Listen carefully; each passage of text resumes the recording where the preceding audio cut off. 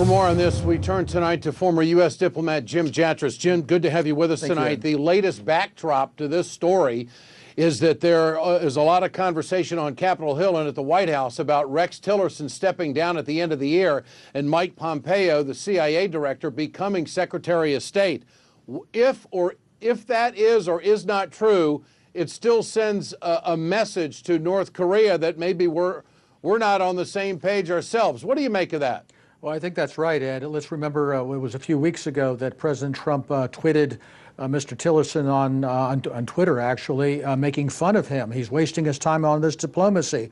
That doesn't bode well for what our intentions are, and I think it's a fair question. When Ambassador Haley says we can utterly destroy North Korea if it comes to that, that's true. Nobody doubts that, which is a very good reason why it's unlikely that Kim just would not get up in the morning and decide to commit nuclear suicide. The question is why is he developing this capability? Are we nearing a capability where he can deliver a nuclear device to the United States, which would be terrible, but it would not be an existential threat to the existence of the United States? Why aren't we finding a way to try to take a step back here instead of pushing and increasing the pressure and increasing the odds that something really, really bad happens by mistake?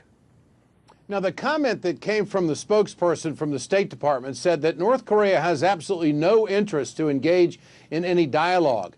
But I don't hear any other countries saying that. What about that? Well, hear what she said, too. She said they have no interest in discussing denuclearization. No, they don't. They're not going to denuclearize. And I think that's a pipe dream. What we should be talking about is not will they denuclearize, but how do we make sure through negotiation there is no threat to the United States? What is it that puts us in a position where we've got to be on the front line here when the Koreans and the Japanese, who are eating our lunch on trade, by the way, spend less on their own defense than we do? Is it too late for sanctions to have any impact, additional sanctions? Sanctions are absolutely useless here. We're running out of things to sanctions with North Korea. There are a lot of countries that are not going to participate no matter what we say we're going to do. And what will the sanctions achieve? They will not stop his nuclear or missile program. As I think President Putin pointed out, they'll eat grass before they get rid of those. All right. Jim Jatras, great to have you with us always. Thank you, sir. Thank you.